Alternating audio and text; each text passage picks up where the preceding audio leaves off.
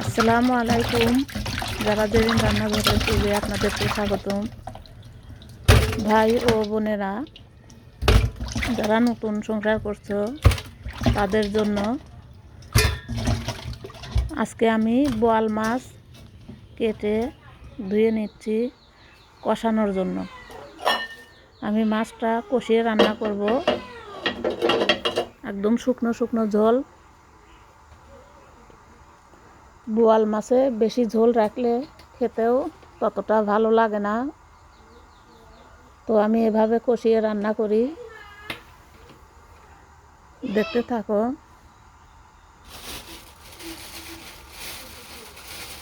আমি একটা প্যানে কয়েকটা কুমড়ো বড়ি ভেজে নেব।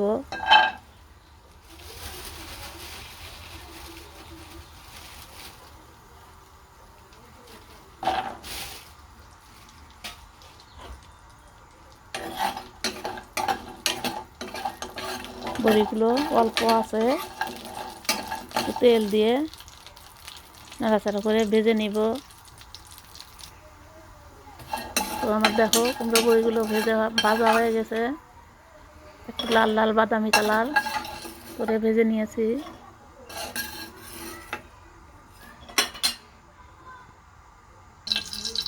তো এখন দিয়ে দেব তেল।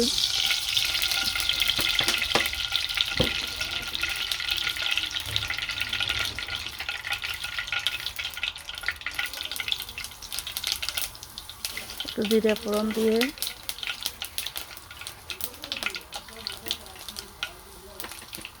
দুটো তেজপাতা। আমি এখানে পেঁয়াজ তেলানি দিব না, কারণ পেঁয়াজ হলো বেরেস্তা দেব পরে।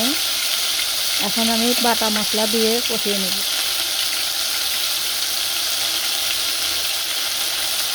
সব রকম মশলা, পেঁয়াজ, আদা, রসুন, জিরা, সব রকম মশলা তেলের উপর দিয়ে কষিয়ে নেব।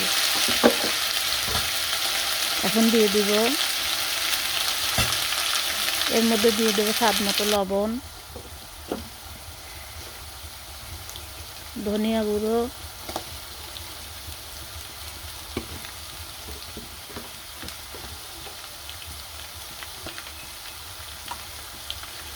হলুদ গুঁড়ো, মরিচের গুঁড়ো, শুকনো মরিচের গুঁড়ো লাল,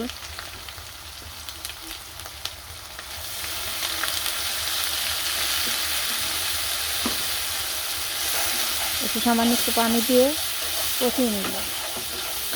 মশলা যেন কাঁচা কাঁচা গন্ধটা না থাকে, ওই জন্য ঢাকনা দিয়ে ঢেকে একটু কষিয়ে নিব।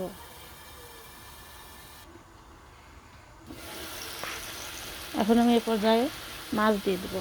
মশলাটা কষানো হয়ে গেছে প্রায়, একটু কয়েকটা সাদা গোটা দিয়ে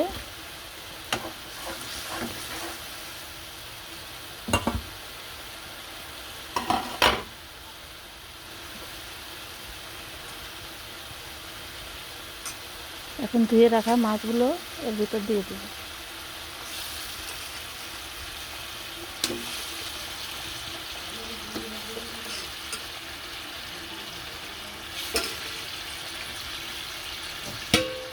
অনেকগুলো মাছ আমি একসাথে কষিয়ে নিই।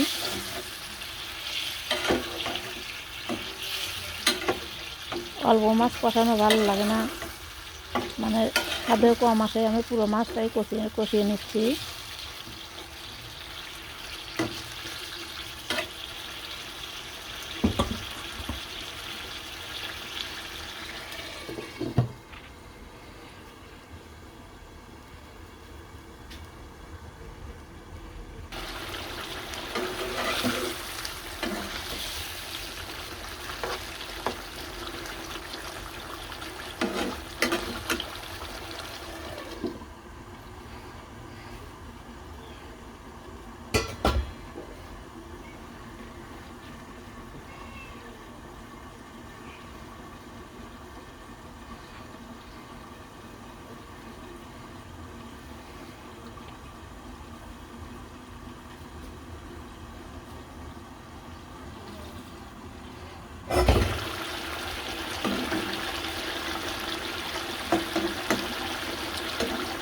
আমার মাছ কষানো, দেখেন কত সুন্দর একটা কালার আসছে।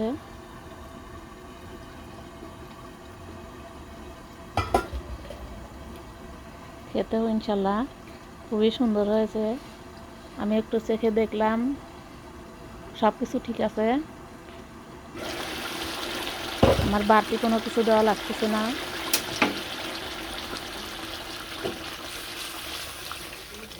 আমার কষানো তরকারিটা রেডি। তো দেখতে থাকুন, দেখেন কত সুন্দর।